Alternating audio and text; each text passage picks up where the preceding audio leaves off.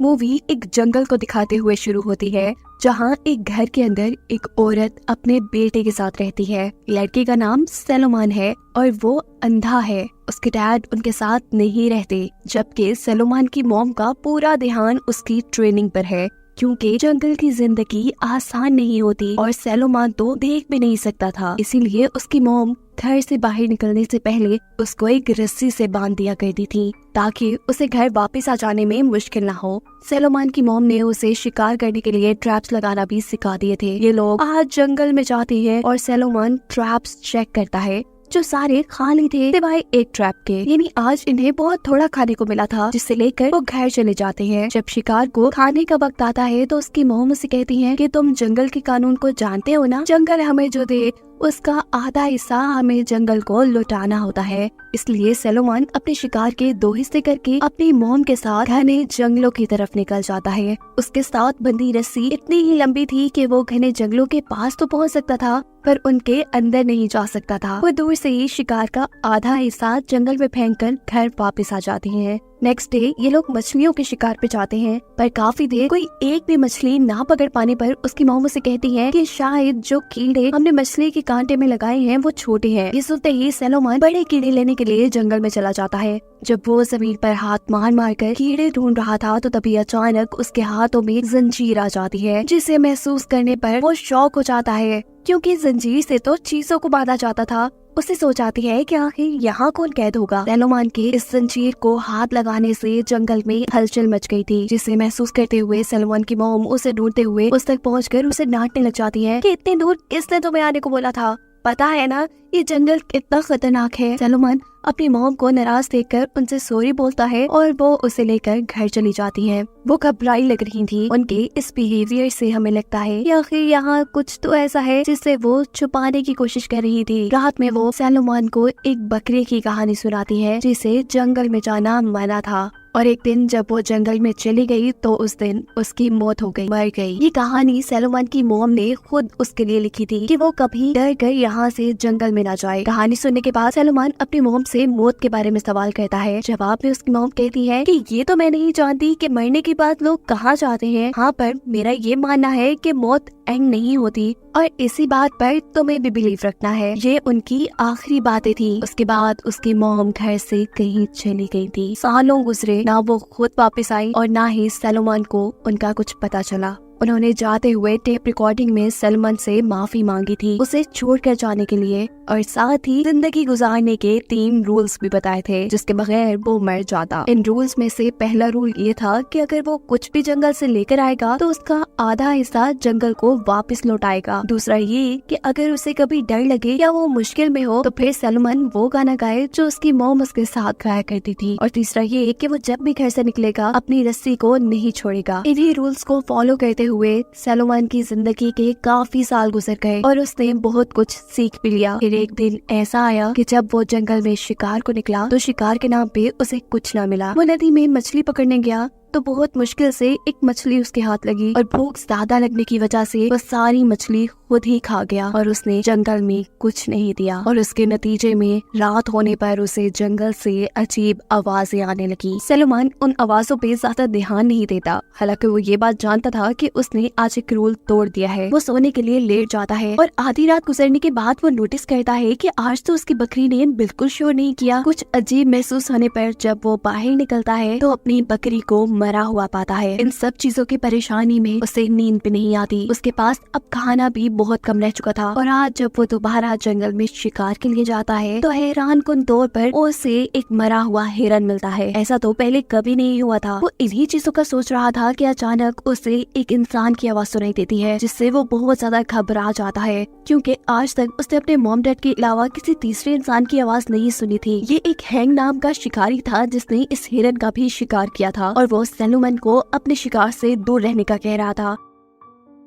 वो जब सैलोमन को अपने शिकार से दूर करने के लिए उसके करीब आता है तो सैलोमन उसके ऊपर अपने चाकू से यह हमला कर देता है, जिसकी वजह से शिकारी का हाथ जख्मी हो गया था। शिकारी बदले में उसके सर के ऊपर अपनी गन मारता है, जिसकी वजह से सैलोमन बेहोश हो जाता है। सैलोमन को जब होश आता है तो हैंक उसके सामने ही बैठा हुआ और वो सैलोमन को खुद से घबराने से मना कर रहा था। सैलोमन नोटिस करता है कि वो अपने घर के करीब है। वो हैंक से पूछता है कि तुम्हें मेरा घर कैसे मिला। हैंक जवाब देता है तुम्हारी रस्सी के जरिए। हैंक सवाल करता है कि बच्चे तुम इस जंगल में अकेले रहते हो। हैंक के सवाल का सैलोमन कोई जवाब नहीं देता, क्योंकि उसे अपने आप को बच्चा कहने की वजह से गुस्सा आ गया था। फिर हैंक उससे इस बात की माफी मांगते हुए कहता है कि अगर तुम एक रात मुझे अपने घर पे रहने की इजाजत दे दो तो मैं अपने शिकार में से कुछ हिस्सा तुम्हें खाने के लिए दे दूंगा। देखो रात होने वाली है और रात में जंगल में खतरा बढ़ जाएगा। सैलोमन को ये आदमी क्योंकि अच्छा लगा था, इसीलिए उसने उसे अपने घर में रहने की इजाजत दे दी थी। हैंक खाना बनाता है और साथ ही सैलोमन के घर को चेक करने लगता है, क्योंकि वो हैरान था कि एक अंधा इंसान अकेले इस जंगल में जिंदगी कैसे गुजार रहा है।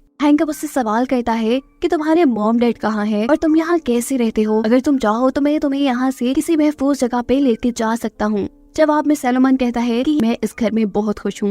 ये कहते ही वो वहाँ रुका नहीं था बल्कि सोने के लिए जा चुका था। आधी रात गुजरती है और इन्हें जंगल से दोबारा खौफनाक आवाजें आना शुरू हो जाती है। हैंक सैलोमन से सवाल करता है क्या तुम जानते हो कि ये आवाज किस चीज की है। सैलोमन भी नहीं जानता था कि ये आवाजें कैसी हैं, क्योंकि आज से पहले उसने ऐसी आवाजें नहीं सुनी थी। अब हैंक अपनी बंदूक लेके जंगल की तरफ बढ़ता है चेक करने के लिए कि आखिर ये किस चीज की आवाज है। हैंक उन्हीं घने जंगलों में गया था जहाँ पर सैलोमन को जाने की इजाजत नहीं थी। यहाँ पर सैलोमन हर रोज वहाँ पर अपने खाने का आधा हिस्सा देता था। हैंक जो किसी भी खतरनाक जानवर को अपनी बंदूक से मारने का फैसला किए हुए था, वो नोटिस करता है कि जंगल में एक बहुत ही बड़ा भालू बहुत बुरी तरह मरा पड़ा है। वो हैरान था कि ऐसी कौन सी चीज हो सकती है जो भालू से भी बड़ी और ताकतवर थी, जिसने भालू को मार दिया। इससे पहले कि वो कुछ चेक करने के लिए और आगे बढ़ता, उसे महसूस होता है कि कोई चीज उसका पीछा कर रही है। वो अपनी जान बचाने के लिए भागता है और घर वापस आकर सैलोमन से पूछता है कि क्या तुम जानते हो कि वो क्या चीज थी जो मेरे पीछे पड़ी हुई थी। पर इस बारे में भी सैलोमन को कोई आइडिया नहीं था। खैर अगले दिन हैंक को अब यहाँ से निकलना था, लेकिन उसके पास एक पूरी हिरन थी। वो सैलोमन से कहता है कि मुझे इस हिरन को संभाल के रखना है, क्या तुम्हारे पास ऐसी कोई जगह है। सैलोमन से ना का जवाब मिलने पर हैंक कहता है कोई बात नहीं, मैं खुद एक ऐसी जगह बना लूंगा जहाँ पर वो हिरन का गोश्त संभाल कर रखा जा सके। बस इस काम के लिए मुझे कुछ चीजों की जरूरत होगी, जिसमें एक जंजीर भी शामिल है। सैलोमन कहता है हाँ मैं जानता हूँ कि जंजीर तुम्हें क्या मिलेगी। जंगल के बिल्कुल बीचों बीच नदी के पास ये वही जंजीर थी जो सैलोमन को बचपन में दिखी थी। ये दोनों उस जंजीर के पास पहुँच जाते हैं। हैंक भी जंगल के दरमियान में जंजीर को देखकर हैरान था। वो भी जानना चाहता था कि आखिर इस जंजीर से किसको बांधा गया है। वो जंजीर के साथ साथ चलते चलते एक खुफिया गार तक पहुंच जाता है। इससे पहले कि वो गार को अंदर से देखता, एक खूंखार परिंदा उस पे नाकाम हमला करने की कोशिश करता है, जिससे डरकर ये वहाँ से पीछे हो जाता है। ये लोग अपनी जरूरत जितनी जंजीर लेकर घर वापस आ जाते हैं। हैंक देखता है कि सैलोमन ने हिरन के गोश्त का कुछ टुकड़ा जंगल के अंदर फेंका था। वो उससे सवाल करता है कि तुमने ऐसा क्यों किया। सैलोमन कहता है कि मुझे ऐसा ही करने के लिए कहा गया है और मैं सालों से ऐसा ही करता आ रहा हूँ।